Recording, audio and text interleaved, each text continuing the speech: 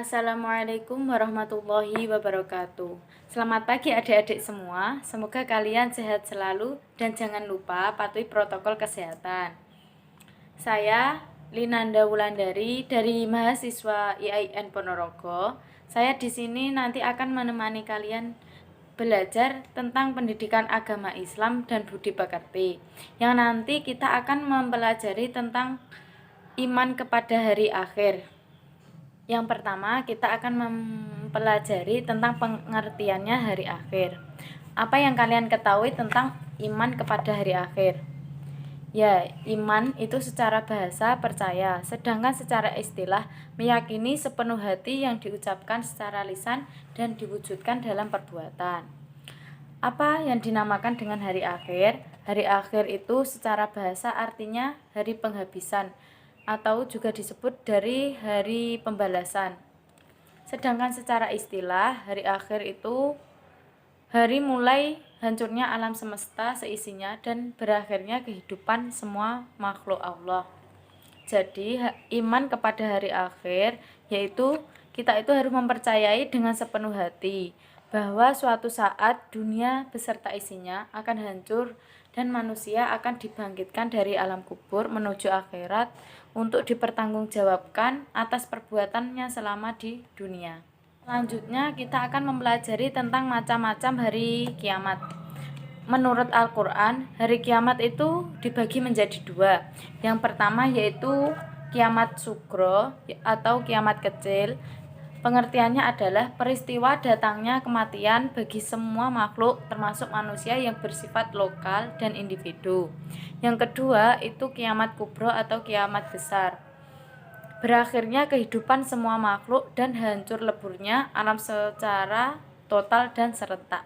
Selanjutnya yaitu menurut teori alam, kiamat itu dibagi menjadi dua. Yang pertama menurut teori geologi.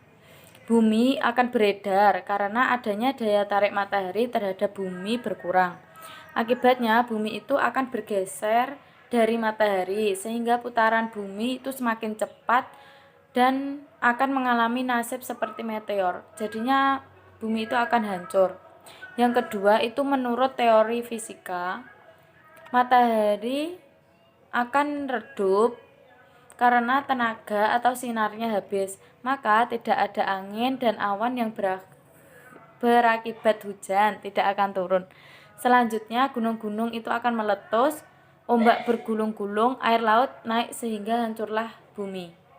Yang ketiga kita akan membahas tentang periode hari akhir. Periode hari akhir.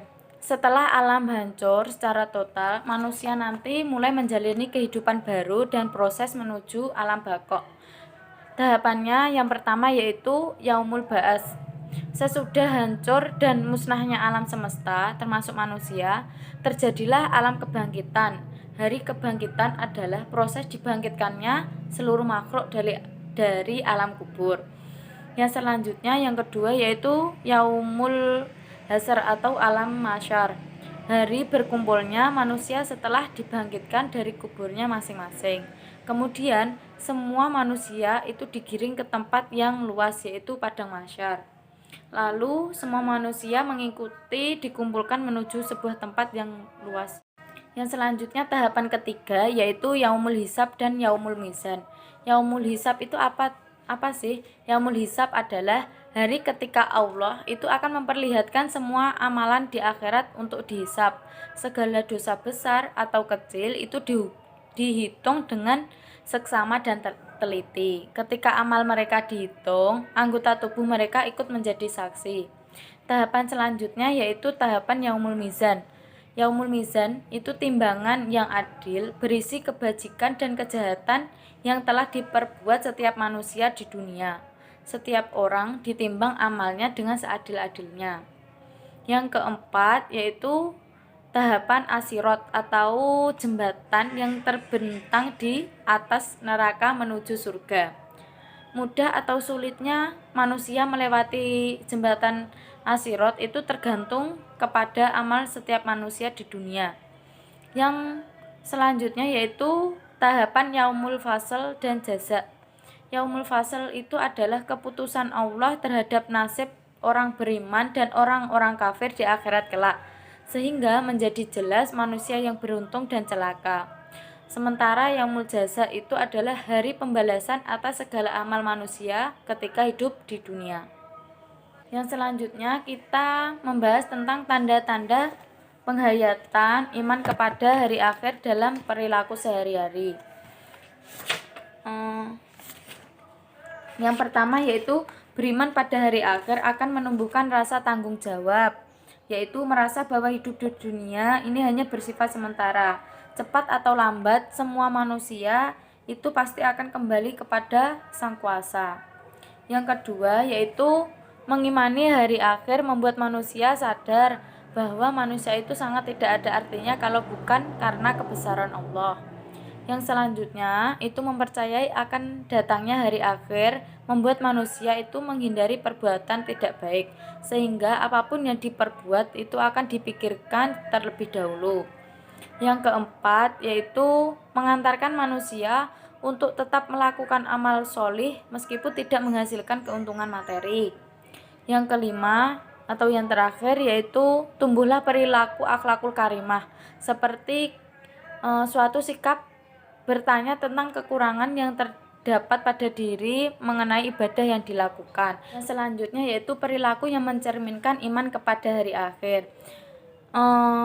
Yang pertama yaitu kita harus membiasakan hidup berhati-hati, karena sekecil apapun perbuatan kita di dunia itu akan dimintai pertanggungjawaban di kemudian hari. Yang kedua yaitu tidak menunda amal soleh, karena waktu itu tidak akan pernah terulang kembali, dan tanamkan pada diri untuk melaksanakan semboyan bahwa hari ini itu harus lebih baik dari hari kemarin dan hari esok itu lebih baik dari hari ini. Yang selanjutnya yaitu segeralah bertaubat apabila berbuat salah dan dosa sebelum ajal tiba, karena tidak seorang pun tahu kapan ajal itu tiba. Yang selanjutnya menyadari bahwa hidup di dunia itu hanya sementara. Kekayaan, kekuasaan, ketampanan, kecantikan merupakan titipan dari Allah. Yang terakhir yaitu perilaku mengikuti aturan Allah dan Rasulullah agar tidak ingat mendapatkan azab di akhirat yang sangat pedih dan abadi. Dan yang terakhir yaitu hikmah beriman kepada hari akhir. Apa sih hikmahnya kita itu mempercayai iman kepada hari akhir? Yang pertama itu sebagai motivasi kita itu untuk berbuat baik atau amal solih di dunia sebagai bekal menuju akhirat. Yang kedua, mendorong orang beriman untuk selalu berhati-hati dalam menjalani kehidupannya, karena sekecil apapun perbuatan kita di dunia itu akan dipertanggungjawabkan di akhirat. Yang ketiga atau yang terakhir yaitu meningkatkan ibadah kepada Allah sebagai sarana mendekatkan diri kepadanya dan untuk mendapatkan surga. Cukup sekian dari saya. Apabila ada kurang lebihnya saya mohon maaf. Akhirul kalam, wassalamualaikum warahmatullahi wabarakatuh.